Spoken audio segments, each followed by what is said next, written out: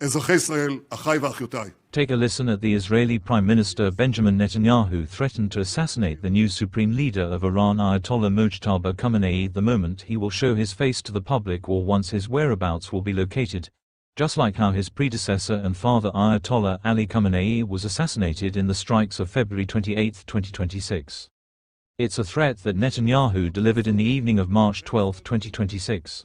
A couple of hours after Supreme Leader Mojtaba Khamenei releasing his first ever statement that was read on the Iranian state television, in which he vowed to avenge the blood of his father and all Iranians that have been martyred in this war, maintained that the Strait of Hormuz will remain closed and stated that crucial Israeli and American businesses, military positions and assets in the region will continue being targeted.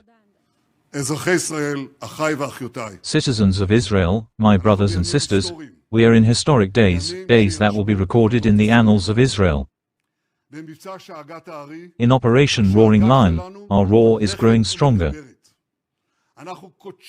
We are crushing the terrorist regime in Iran. We are striking and crushing its proxy Hezbollah in Lebanon.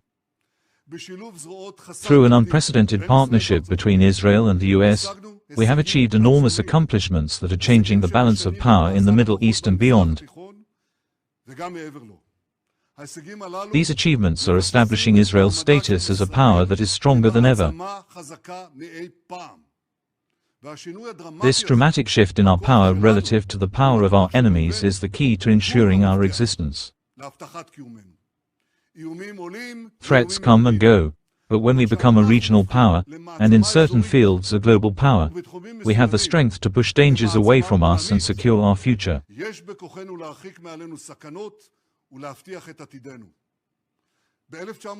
In 1993, I published a newspaper article and I wrote, "The greatest danger to Israel's existence is not found in the Arab states. It is found in Iran." Since then, for over 30 years, the murderous regime of the Ayatollahs has indeed acted to harm the US and the West, but first and foremost, it acted to advance its plan for the destruction of Israel. It did so on three levels. First, it built an axis of evil, with terrorist armies of Hezbollah, Hamas, the Houthis, the Assad regime, and others. The second level, it worked to establish an array of tens of thousands of lethal ballistic missiles. And the third level, it worked to develop nuclear bombs with the declared goal of wiping us off the face of the earth. Well, it will not do so. As Prime Minister of Israel, I led many overt and covert operations that delayed Iran and diminished its capabilities.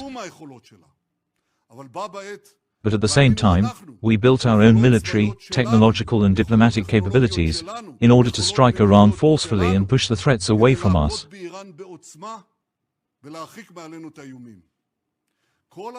All these efforts converged into the War of Redemption, Operation Rising Lion and Operation Roaring Lion.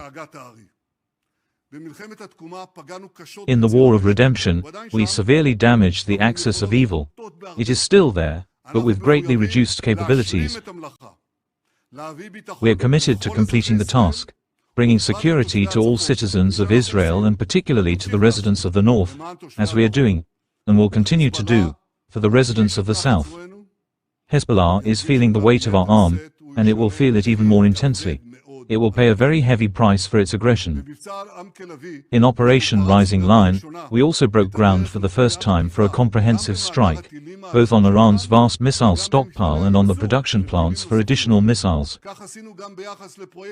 We did the same regarding the nuclear project, including a mortal blow to senior Iranian scientists. They were the ones who led the development of the nuclear bombs intended to destroy us. They are no longer, and by the way, we hit a few more just now. After Operation Rising Lion, President Trump and I warned the tyrant Khamenei. We told him, if you try to rebuild your industries of death, we will strike you with a force you have never known. Not only did he not listen to us, he began an accelerated action to restore the nuclear and missile programs, and this time to hide them deep, deep underground, under high mountains.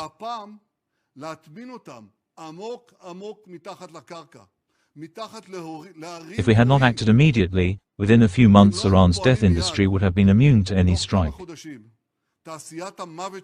Therefore, we set out together on a campaign, the US and Israel, to continue what we did in Rising Lion, to prevent Iran from developing nuclear weapons, and to prevent Iran from developing ballistic missiles that would threaten Israel, the US, and the entire world.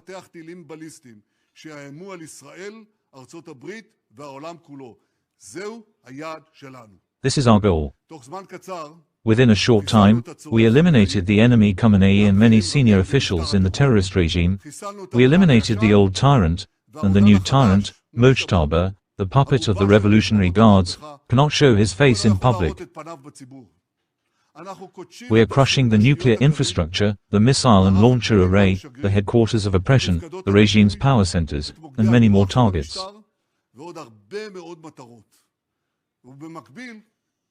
And simultaneously, we are acting to promote another goal, to create the conditions for the Iranian people so they can remove the cruel regime of tyranny that has ruled them for nearly half a century.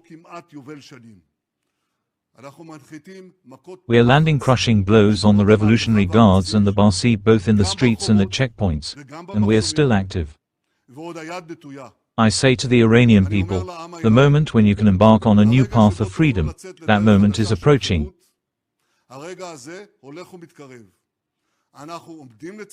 We stand by you, we are helping you, but at the end of the day, it depends on you. It is in your hands. Even now, it can be said with certainty. This is no longer the same Iran, it is no longer the same Middle East, and it is also not the same Israel. We do not wait. We initiate, we attack, and we do so with a force that is unprecedented. We have created an alliance like no other with the US, an alliance with our great friend, my personal friend, President Trump. We speak almost every day. We talk candidly, focusing, exchanging ideas and counsel, and deciding together. President Trump told me something that I want to share with you. A short while ago he told me this. The relationship between us is 100 times stronger than any relationship that has ever existed between an American president and the Prime Minister in Israel. We are not thinking only about our countries, only about this generation. We are thinking also about future generations, about the future of humanity. In these days, my staff and I are weaving additional alliances with countries in the region, alliances that until a few weeks ago would have seemed unimaginable. We are doing this thanks to the immense power we built, thanks to the mighty heroism of our commanders and fighters, and thanks to your steadfastness, citizens of Israel. I know that you are strictly following the Home Front Command instructions. You enter the protected spaces time and time again. I know it is not easy. I know it is also very difficult right now in the north.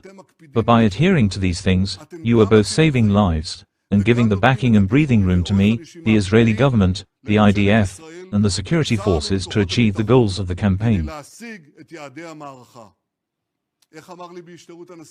How did President Trump ask me in amazement? Only in Israel are the rescue flights reversed. In the whole world, people want to flee from combat zones. And only with you, in Israel, everyone wants to return. Where does this spirit come from? He always asks me. And I answer him. This is the secret of our success. This is the resilience of our people. This is the power of our faith. The faith in the eternity of Israel.